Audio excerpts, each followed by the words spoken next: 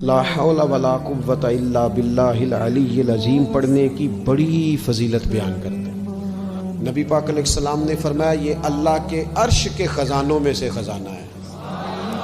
اعلیٰ حضرت فرماتے ہیں 99 دفعہ پڑھو لا حول ولا قوت الا باللہ العلی العظیم۔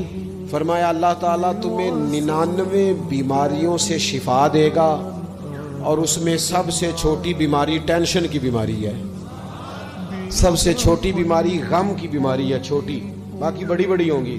آج کل ایک بیماری بڑی عام ہے، بیماریوں کی اقسام ہوتی ہیں نا، کچھ لوگ کہتے تھے شوگر عام ہے، کچھ کا کہنا ہے کہ نہیں، مسائل ہیپاٹائٹس سی کا زیادہ بڑھ گئے ہیں، کچھ کہتے ہیں نہیں، اب تو جناب ہارٹ پیشنٹ اس سے بھی زیادہ ہیں۔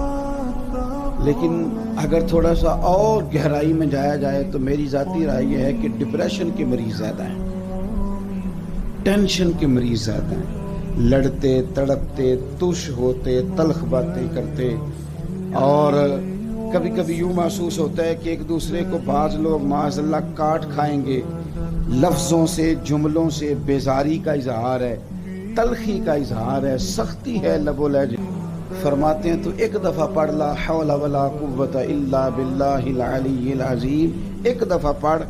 آپ فرماتے ہیں کہ اللہ تیری 99 پریشانیاں بیماریاں دور کرے گا، اور ان میں جو سب سے ہلکی ہے نا وہ ٹینشن ہے۔ تیری 99 پریشانیاں بیماریاں تکلیفیں دور کرے گا، اور ان میں سے جو سب سے ہلکی بیماری دور ہوگی نا وہ ٹینشن کی بیماری ہے۔